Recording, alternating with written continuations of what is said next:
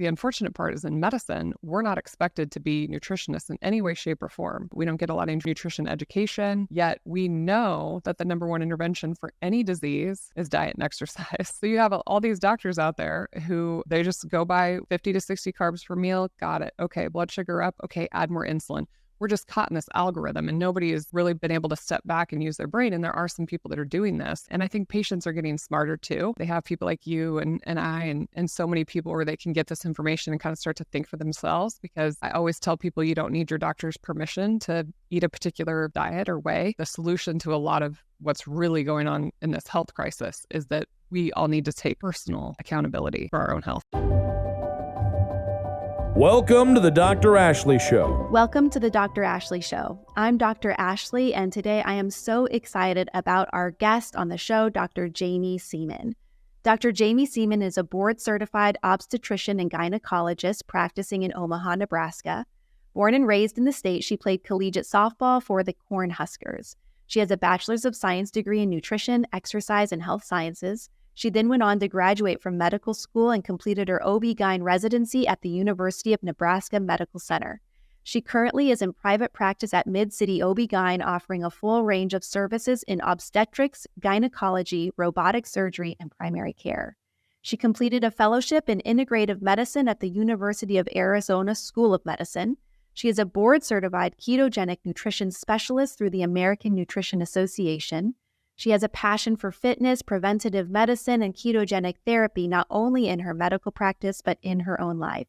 She and her husband, Ben, have 3 young daughters. Wow, Dr. Jamie Seaman, thanks for being here. That's a mouthful.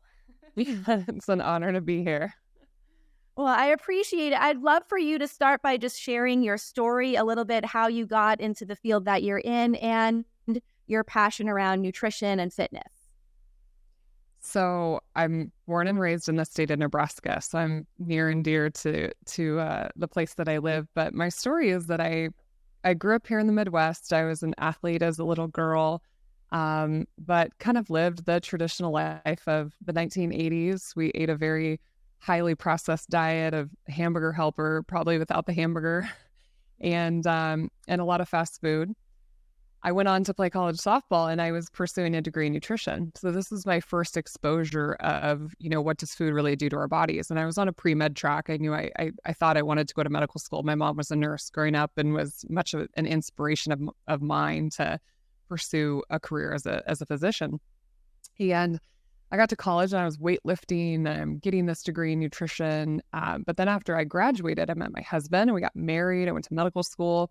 And there was this big shift in my life going from, I don't want to say being forced to train all the time, but now I'm having to make my own time to go to the gym. I'm very much more sedentary. I'm sitting in the library for long hours of the day and taking tests on Saturday.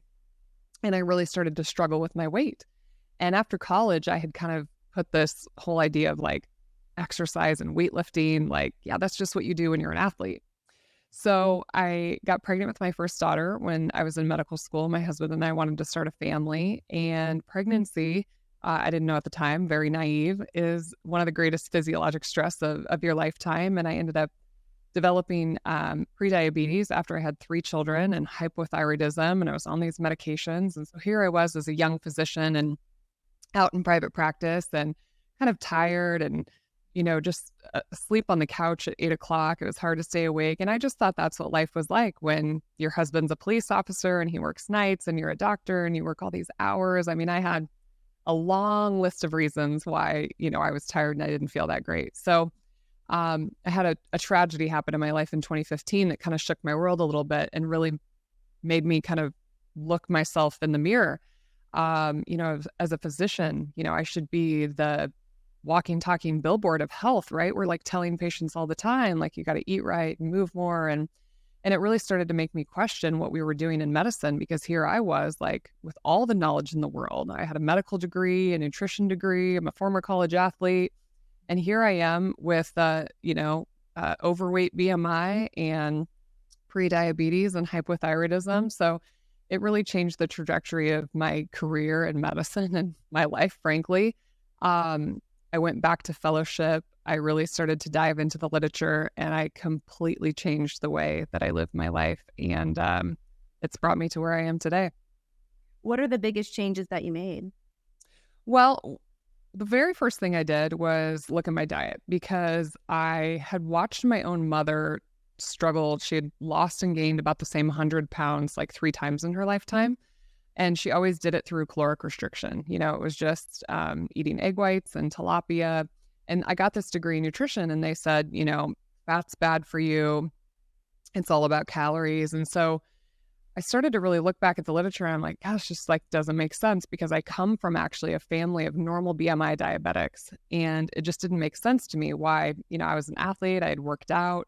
And honestly, if anybody looked at a picture of me at this time, they wouldn't, even to this day, when I tell people I used to have prediabetes, they look at me like with crazy eyes. And it's kind of like, well, what does that look like? Because these days, a lot of people have it and don't even realize it.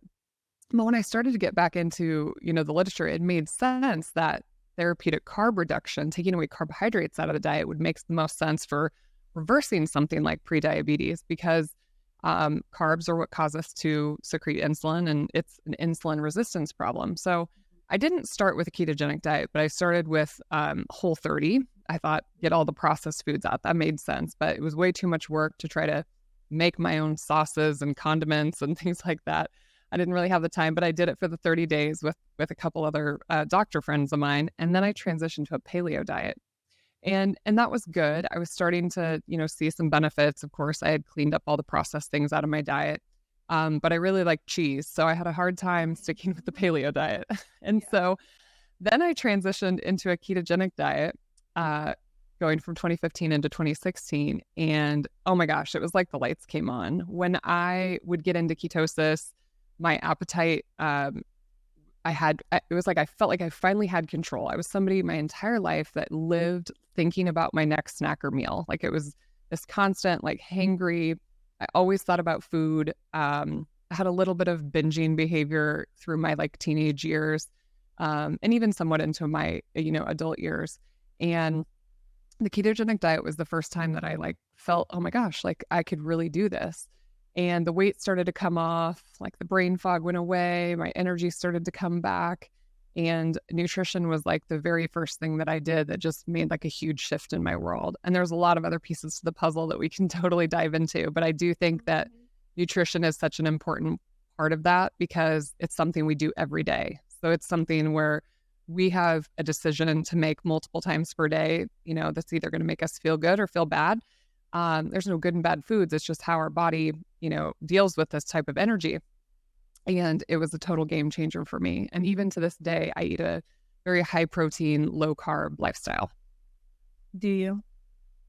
Yeah. Yeah. Yeah. Yeah. Yeah. You know what makes you feel good. And then when you do something different, you're like, yeah, no, I don't feel good doing that. Yeah. Our stories are similar. I was the professional ballet dancer before I went and earned my PhD in sports nutrition and chronic disease. And I always struggled with my weight. I counted calories like crazy. I restricted myself. I did all the things that we're told to do, like eat less and move more. And it just didn't work. I had stress fractures, and I actually had to step away from my professional dancing career because my body just couldn't handle it anymore.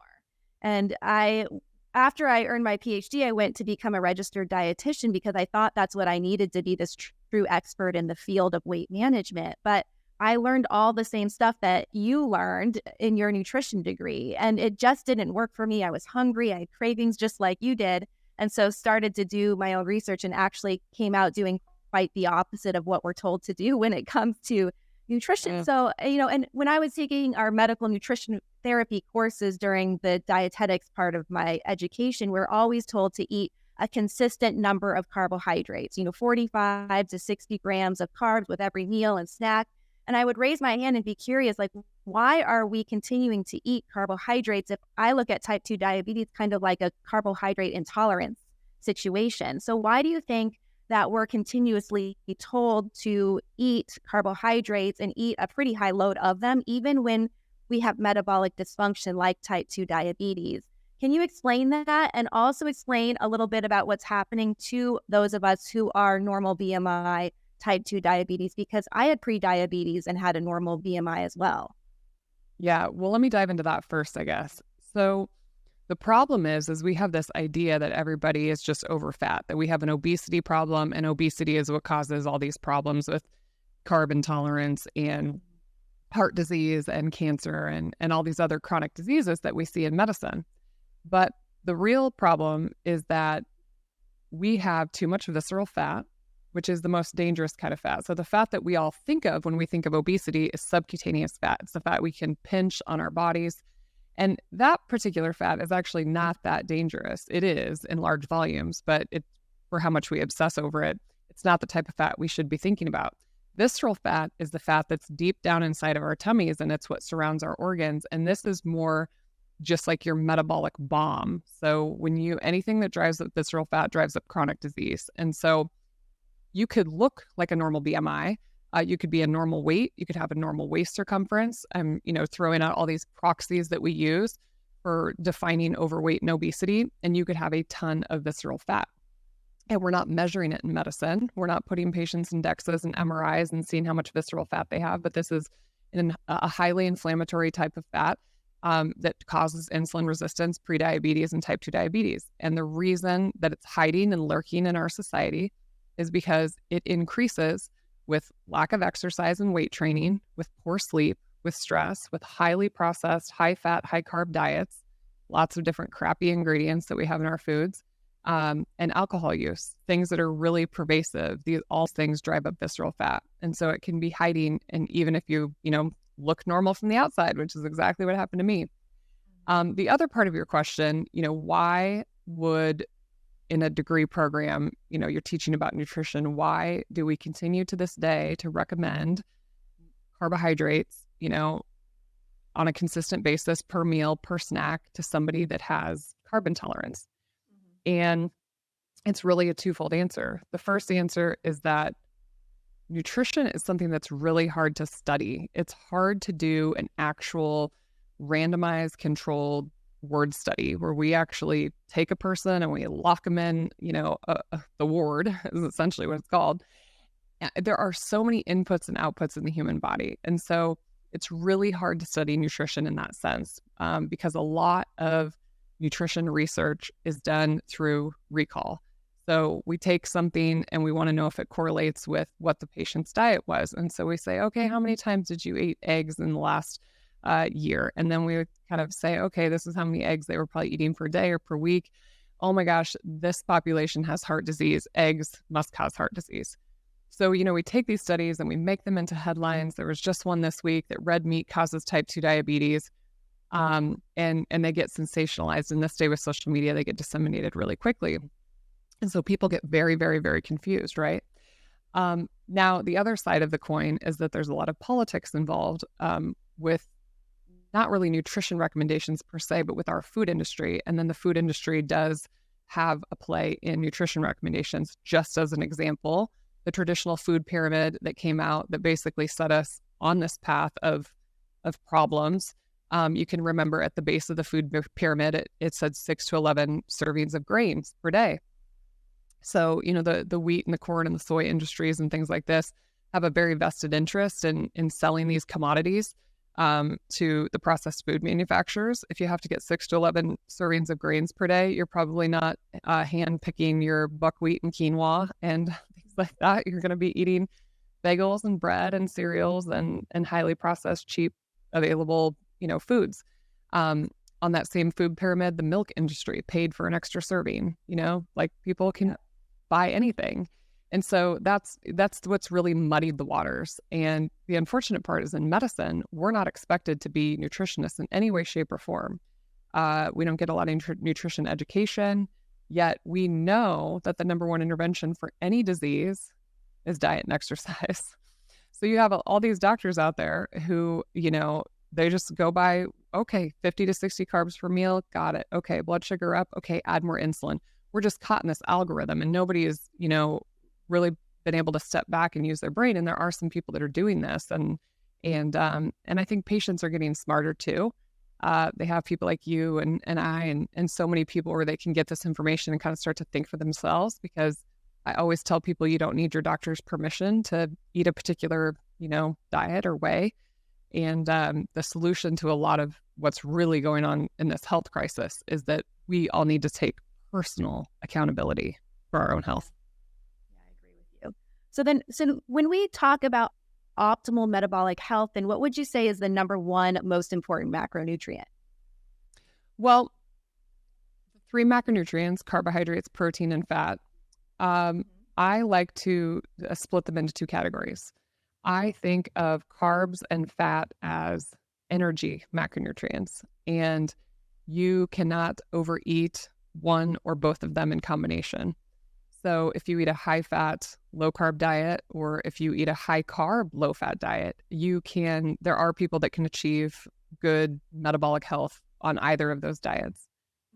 You can't overeat both. So think of all the foods that we love, donuts, Cheetos, whatever it is. They're all high carb and high fat and low in protein.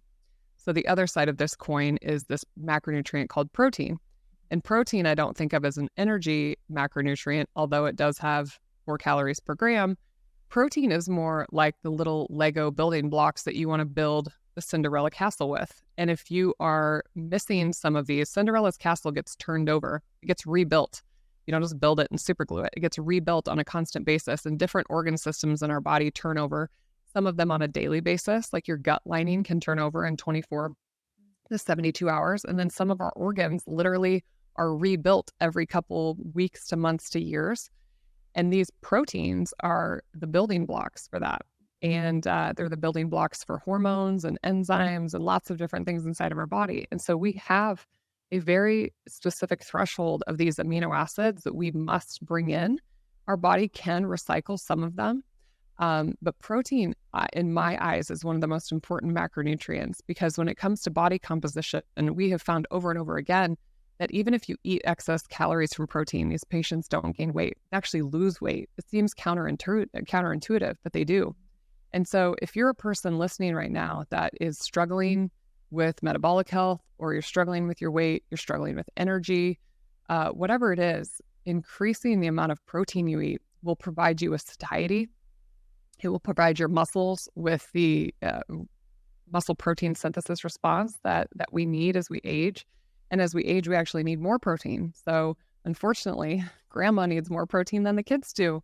And so if you can't get this strategy implemented in your life, you will suffer. And the recommended dietary allowance of protein is set at a very low threshold that basically would exclude most people from disease, but that doesn't mean optimal. It doesn't mean the ability to live a full, amazing life and train in the gym and work at the hospital and vacation. And I mean, it's literally to exist. So then if protein's so important, how much should we be trying to aim to get daily?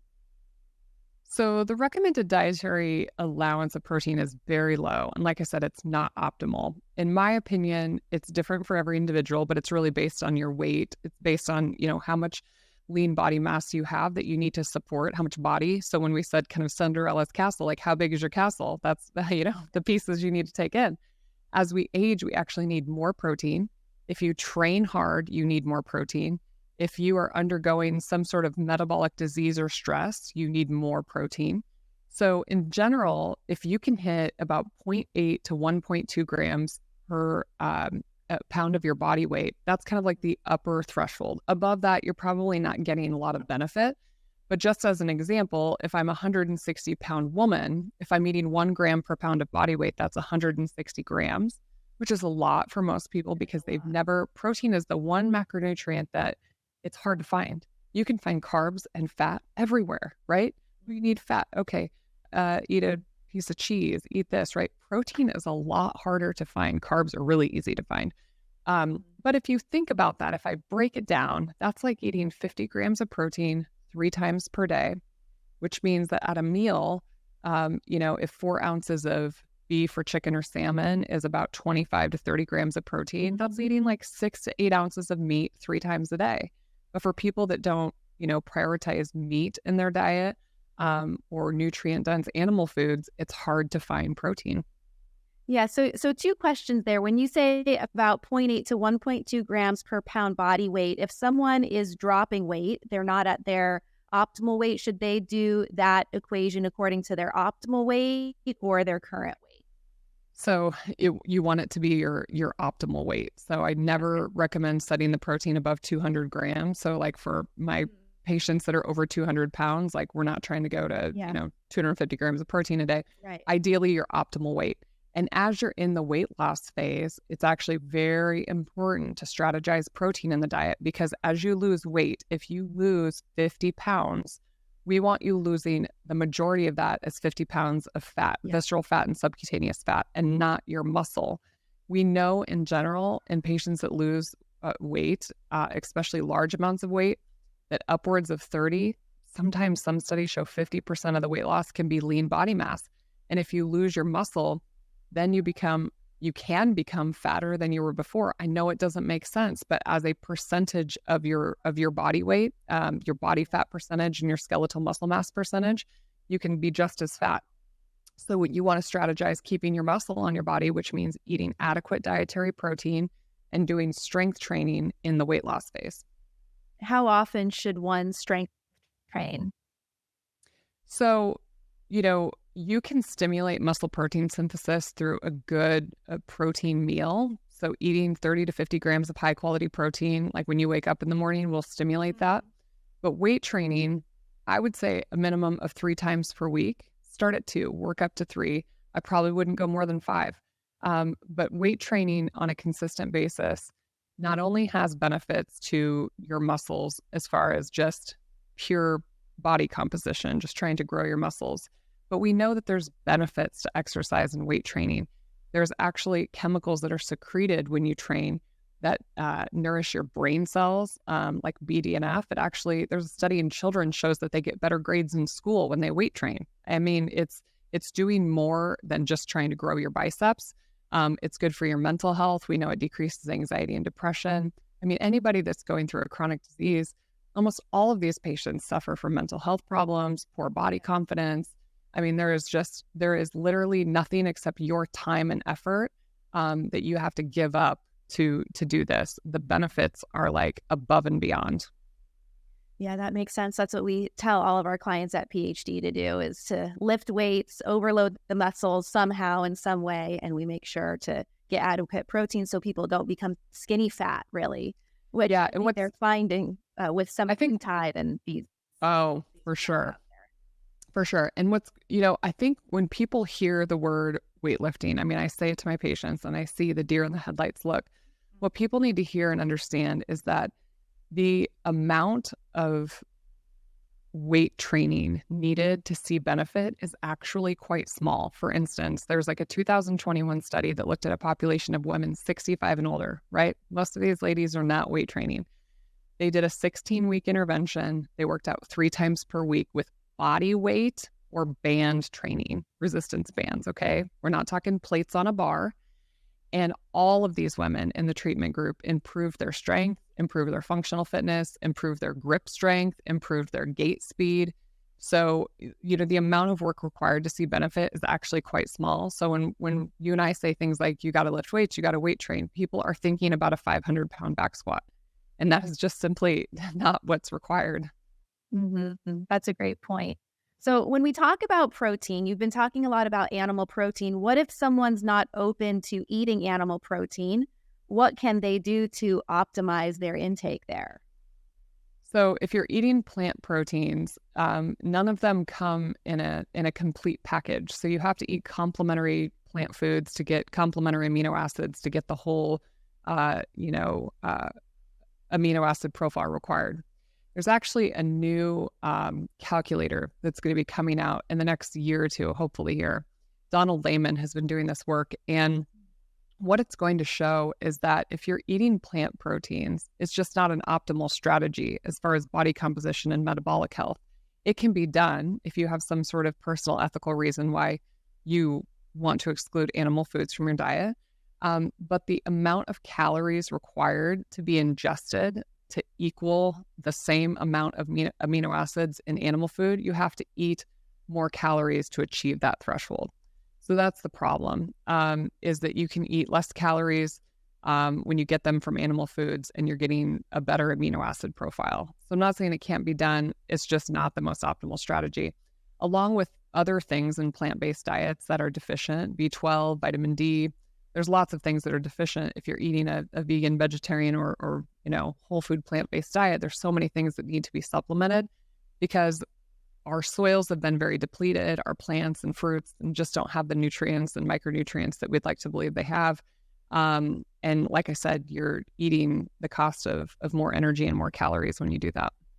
Yeah, and usually more carbs come in that package too. Yep. They? Usually quite a few. Yeah. Okay, so when we're talking about optimal metabolic health, we talked about protein intake and resistance training. Is there anything else that comes into the picture to optimize metabolic health? And is the picture different for men versus women? Well, women are definitely more complex than men because our hormones are a lot more complex. We are a reproductive creature. Not that men aren't reproductive creatures, but due to our menstrual cycle, we in different phases of our life, yes, things change. I mean, our physiology literally changes on a monthly basis when we're menstruating. We see more insulin sensitivity in follicular phase. We see more insulin resistance in luteal phase. We see major changes after menopause when women lose estrogen. As you lose estrogen, there's actually a change in mitochondrial gene transcription and insulin resistance starts to go up, visceral fat starts to get deposited. So estrogen is actually quite protective to us women. So we want to think we have it harder than men because they can lose 10 pounds faster than us. But estrogen is very good for us. It's good for our brains. It's protective to our arteries. But we are reproductive creatures. So, we are... the body is constantly sensing if this is a good time to reproduce. And so when we stress the body, when we're doing like tons of fasting and low calorie diets and or we have metabolic disease or we're overeating, we're overfeeding, our bodies don't do well with that. Our bodies like something called homeostasis, which is just this like nice, slow, steady, it's not like big swings up and down. And so women are prone to those types of things, more susceptible to those types of stressors. To your original question, what beyond nutrition and weight training impact metabolic health? Sleep is a huge one.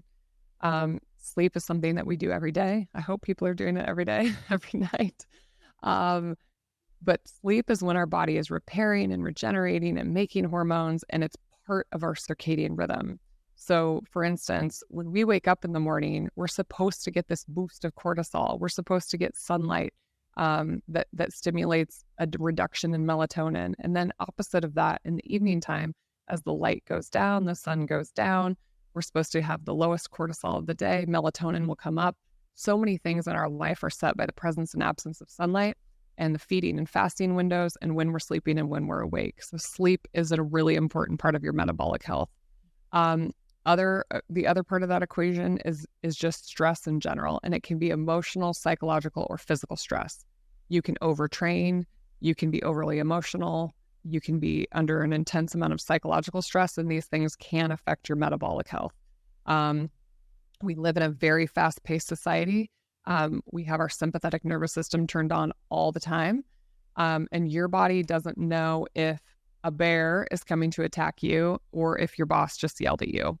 So we have to figure out outlets in our life to deal with this and tap into our parasympathetic nervous system. So in med school, they teach you fight or flight is sympathetic, parasympathetic is rest and digest. So we need to be spending more of our waking hours doing kind of this non-sleep deep rest. We're doing breath work, we're doing meditation, we're recovering. Maybe you're in the sauna, maybe you're red lighting, maybe you're just hanging out with friends. You're laughing, you're being social. We need to incorporate these things into our life. And the people that we do it with are really important. But it's just funny because that's not something that people would think of when it comes to metabolic health, but it does play a role. Yeah, and we definitely don't take it as a priority. And sometimes I think we feel guilty for doing those things because we are in such a fast-paced society. We feel like if we're not working, then we're not performing. So that's important. Unfortunately, with, social media and things like that, you think you have this window into everyone else's life and all you're seeing is the highlight reel and you're sitting there like, oh my God, I got to keep up.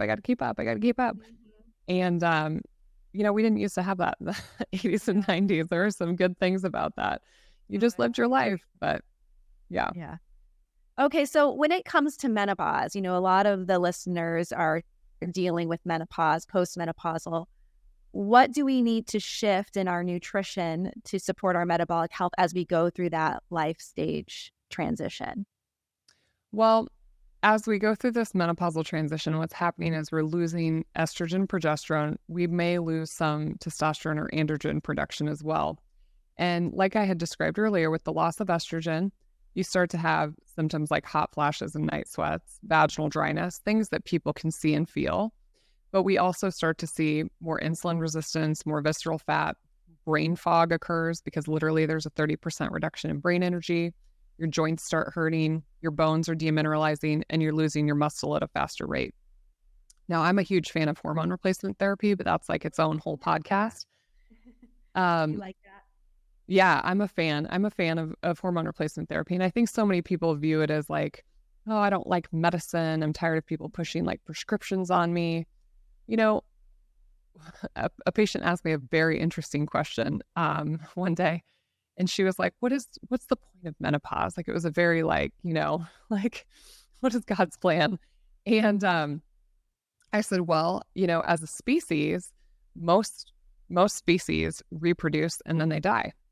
And that's probably what humans were supposed to do, reproduce and then die. Because when you look at our lifespan, we didn't used to live as long as we did now. Most of that is because of child and infant mortality. We're keeping babies alive that otherwise would have died. And so that's extending the average lifespan. But this day and age, we do have modern advances that have kept us alive longer and we're able to live with diseases longer. And women are living more years past menopause than ever before. And so, I tell women, who say like, well, I want everything to be natural. That's totally fine. But you have to understand that it decreases your lifespan. If I cut out a woman's ovaries before age 65, surgical menopause, I just chop them out, I reduce her lifespan by 10 years. So it's not necessarily that I'm trying to push a statin or medication or, and I don't push anything on anybody. Your belief in what it's going to do for you is really important. But I am a fan of it because I want to live a really long time, but I also don't want joint pain and, I don't want diabetes and I don't want cancer and I don't want all these things. And I know that if I give hormones within 10 years of menopause, it significantly reduces the risk of diabetes, osteoporosis, colorectal cancer. I mean, a lot of things. And so for the right patient, I'm a huge fan of it. Yeah. But from a lifestyle standpoint, for somebody listening that is going through this stage, now's the time to double down on the things that we've already talked about in the podcast. Your resiliency to a bad diet, going out on a weekend and eating a plate of nachos and 2 glasses of wine, your resiliency is no longer there. So you got to get the diet dialed in. You got to prioritize the protein and you can't overeat carbohydrates and fat. Fasting is sometimes a good tool in this stage for people, but it's not for everybody. It is just a tool. The resistance training, now is the time. Trust me, if you're your older self, it's never too late. For the sake of your bones and your muscles and your ability to not fall and break a hip, you got to start doing some weight training. Sleep continues to be important. Stress continues to be important. All of these things are really important. But you will find as you make this menopausal transition that your body will start to change in ways that you've never seen before, and you will feel like you're out of control. So menopause is the time to take control. What about fasting? Can you talk a little bit about your favorite protocols? Because there are so many thoughts out there on the 16-8, 24 hours, 72 hours for longevity purposes. What do you think about fasting? And so just like everything, I mean, it can be overdone. I've seen patients that are like, I'm fasting 72 hours every week. And, you have to kind of think like, what is the end goal? If you have a massive amount of weight to lose. I mean, we've seen the Guinness Book of World Record. People can lose hundreds of pounds by just, fasting. We know that patients can reduce their basal insulin and glucose rates by just doing alternate day fasting, which is like eating 3 meals one day and just dinner the next day. there are benefits to fasting, but just like everything, it can be overdone. And so if you are chronically in a caloric deficit through this fasting, we know chronic caloric deprivation is good for longevity, but it also increases your risk of malnutrition and losing your lean body mass. And so you want to be strategic about it. I do think eating earlier in the day is better. So I find what a lot of patients do is try to fast till lunchtime. And to be honest, it's completely opposite of like the American paradigm of like family dinner. But honestly, if you're going to skip a meal, you'd be better served eating breakfast and lunch and skipping dinner. And that's just based on our circadian rhythm. When we wake up in the morning, our body, our muscles are primed for that protein to be coming in. I'm not saying that, there are some people that maybe just do lunch and dinner and have great metabolic health, but I think based off circadian rhythm, you want to be getting that energy earlier in the day when you're using it throughout the day. I find that patients that fast till lunchtime, then by dinner time, they are like in the kitchen, like anything they can find to put in their mouths. Like now they're hungry. They waited way too long. I find when they eat earlier in the day, they do better in the evenings. It's just emotional in the evenings for most people. It's the end of the day. They sit down on the couch, they turn on Netflix, and like now they want a bowl of ice cream or a bowl of popcorn or whatever it is. And they're staying up way too late. They should just go to bed earlier. I have Invisalign now, so it's like, that's what I do. It's like I'll pop my Invisalign in and it's like, okay, now I can't put anything else in my mouth. But I think fasting is a good tool. I think it creates a structure for people that kind of says, okay, I'm only eating in this window and I'm not eating in this window. And for somebody like me that like thought about food all day long, when's my next snack coming? When's my next meal coming? It kind of gives that framework and that structure to say like, and kind of forces them to plan it out a little bit. But I love fasting because like for somebody like me who I might be in the operating room and then I got to deliver a baby and then I got to be at my daughter's softball game. Sometimes I don't know when my next meal is coming, but I have felt so free with my lifestyle of, I eat fat, I eat protein, I'm not hungry, I'm not hangry, I'm not looking for my next carb fix. Fasting's great. I do it when I travel sometimes, when I know I'm not going to have, good healthy food available. And like I said, we do know that when used appropriately, it can increase longevity by not overeating. Yeah. So many benefits to becoming fat adapted, which you do when you drop your carbohydrates to underneath your tolerance level. And the hunger is much more dull when you do get hungry, right? You feel much more in control. And I hear that from clients all the time when we can teach the body to burn fat for fuel. Yeah. You want to keep your engine running. Like just to hit this home one more time, Ashley, anorexia, where patients literally starve themselves, they actually become insulin resistant. They lose their muscle and they become so thin and so frail, and they have not eaten in so long that they can actually become insulin resistant. So it's not about starving yourself. It's about fueling yourself properly. It's about viewing food as a fuel source, as something that's how is it going to make you feel? It's not just strictly about calories and energy. Yeah. And I think once you get your metabolism into this healthy place, your signals are more clear. So you can trust what your body's telling you. When it actually tells you you're hungry, you can trust that. You can trust when it's full. When we're carbohydrate and sugar burners, primarily our sensations and feelings are all over the place, and we can't really trust what our body's telling us to do. 100%. 100%. It's like my mom used to say, like, if you would need a chicken breast right now, you're not hungry. Yeah. Yeah. We have a great coach on our team, and she says, true hunger eats a hard-boiled egg. So Think about it.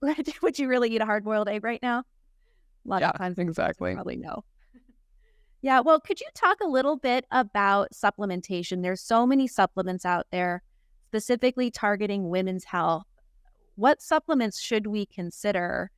What are the right choices when it comes to that?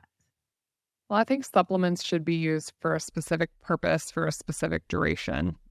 Ideally, we get everything we need, through our diets. They didn't have supplements like 100 years ago. There are some supplements that, if I had to pick like my top 3 or top 5, there are some big ones that I'm a huge fan of. In general, I see patients spending hundreds of dollars a month on a bunch of stuff they don't need. And the unfortunate part is about the supplement industry is a lot of times there's not exactly everything in there that you think is in there. There could be things in there that you don't think are in there. Supplements can be contaminated with heavy metals and all sorts of things. So know where you're getting your supplements from if you're supplementing. I would say there's some big ones though. I'm a huge fan of creatine supplementation. You get creatine from eating meat, but the data suggests that getting more than probably what you could get through eating meat is good for our muscles and our brain. There's some really compelling research coming out about brain health and creatine supplementation. A lot of people used to think of it like a steroid, like it's what the bodybuilders use, but just plain creatine monohydrate is really good for brain health and for muscle health. So I do that on a daily basis. I supplement electrolytes on a daily basis because when you eat a low carb diet, you have increased sodium and potassium needs, and so I do that on a daily basis with my creatine.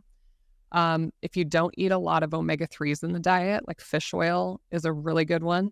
Once again, that's a really important one. You got to know where it's coming from. I mean, there's krill oil, algae oil. There's lots of different forms of getting those omega-3s, but most people's diets are really high in omega-6s, which is very pro-inflammatory and pro-insulin resistance. So getting more omega-3s in the diet can help a lot of things. Vitamin D, a little bit of a controversial one. I'm, a fan of getting sunlight. I live in Nebraska where we're at a specific latitude of the earth where we can get a lot of good sunlight in the winter. And I see some really abysmal vitamin D levels. Vitamin D can also be driven down because of insulin resistance, magnesium deficiency. So there's a lot of nuances with vitamin D, but the data would suggest that having appropriate vitamin D levels is very good for our health, of course. Beyond that, I mean, there's a lot of things that I'll use for specific reasons, but those are, and magnesium also. I kind of meant to say that with vitamin D. I'm a huge fan of magnesium supplementation, especially in women's health. I'll use magnesium threonate for headaches. I'll use magnesium glycinate for sleep, menstrual cramps, premenstrual dysphoric disorder. I use magnesium for a lot of different things, and that one's pretty deficient in our diet. So I think that's a good one too. But there's so many others I could talk about. But like I said, for the vast majority of people, they're taking way too many things. Like if you think that a supplement is that magical, if you haven't dialed in your diet and dialed in your training and your sleep and all of these things, quit wasting your money on all of these things that you think are going to be so magical. Yeah, I agree with you there. What about kid nutrition? And so I know you have 3 kids. I have 3 kids myself too. How do you try to support them with their nutrition in a way that allows them to grow and to have a good mindset around it, but also to be as healthy as possible? Well, the brutally honest truth is that when my husband and I first started fixing our own lifestyle, we were not fixing our children's lifestyle. So like my husband and I were making salmon for dinner and then cooking the girls mac and cheese. Yeah. That's just the brutal truth. Then once we kind of got our diet into place, my kids started to say things like, well, mommy, why are you eating that and I'm eating this? I was like, wait, what? And I think as a mom, you just want people to eat dinner and not complain, right? And just go on with their evening. But, and a lot of it is convenience, as a mom, you're just like, and I will be the first to admit, I had a newborn 1-year-old and 3-year-old at one point. Like, I'm just trying to everyone's trying to survive here. We're living in the trenches. But, now we're at a place in our life where the girls are a little bit older and they can participate in the kitchen and they have, a sense and a wherewithal of what's going on. And so in about 2018, kind of like 2.5 years into our journey, we started to clean up the kids' diets. And we just said, okay, whatever we're eating, they're eating. Now, I was very low carb and ketogenic. I was not restricting carbs to that level in my children. They were still eating fruit, or they might have some rice, or they might have a low carb tortilla.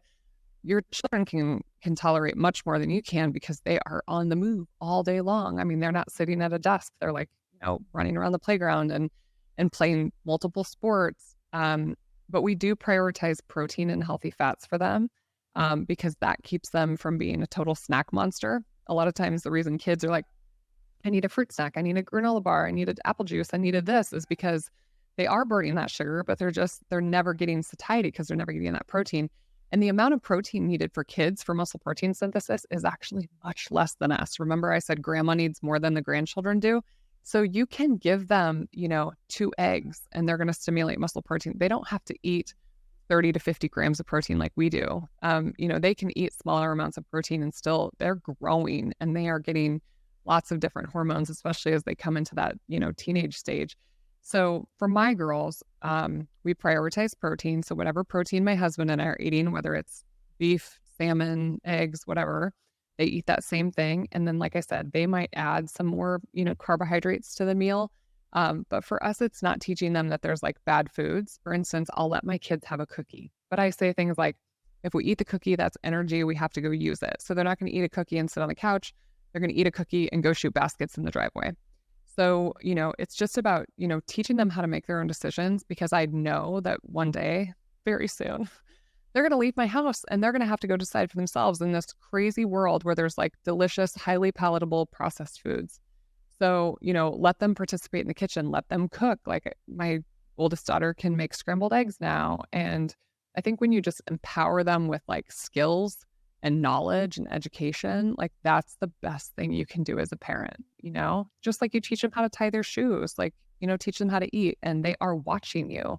I'm just amazed, like what my girls have implemented in their life by just kind of like watching what my husband and I do. That's how we learn everything. Yeah. Yeah. My kids will learn a little bit of nutrition in school and they'll say, hey, they showed us the my plate in the food pyramid. I know that's just not true. That's not the way we should be eating. So they definitely do pick up what we do. What are some examples of snacks that you have around the house for the kids that include some protein and a good combo there? Yeah. So my kids do love, like jerky, or we have my oldest daughter loves like the carnivore crisp. They're like a crunchier version of jerky. We keep little cups of like cottage cheese, or string cheese or yogurt, or things like that. There are some foods that have, carbs that still, if they contain protein in them, that will decrease the glycemic index of foods. So if you're gonna look, I always like to see that there's equal amounts of protein to fat in a product. That's amazing. If you can get like a 1-to-1 ratio. And then if there's carbs in there, you want to make sure there's protein in there because that'll blunt that response too. But I mean, they'll occasionally eat, bars and things like that. Not on a regular basis. We use those more when we're on the go. Like if they're going to go to basketball practice, they can tolerate, some carbohydrates. But for the most part, if they're getting what they need in a meal, we really shouldn't need snacks. That's like the real honest answer. But there are better things out there than you just have to kind of open your eyes and look around a little bit. What are your favorite protein bars for you? So I really don't eat bars at all. I really just try to get my protein with my meals, but I have seen, there's one from Marigold that has like a grass-fed whey in it. It's like the cleanest bar I've ever seen. You have to keep it in the fridge and it is like a dessert. So we keep the cookie dough ones in the fridge. My husband really likes those. If we just like have a sweet tooth and we're like, and boom, it's like 18 grams of protein or something like that. My new favorite thing though is, when my husband was bodybuilding, he used to make something called protein sludge at night. So he would take like a scoop of whey, like grass-fed whey, and he'd put like 1 to 2 tablespoons of milk with some like whipped cream on top. And it literally tastes like dessert. And the other night I made one with pumpkin, with like a vanilla beef protein isolate from Equip and with cottage cheese and pumpkin spice. Literally tasted like pumpkin cheesecake. So that's kind of our thing. If we like have a sweet tooth, we figure out how to make like a protein dessert that tastes like dessert.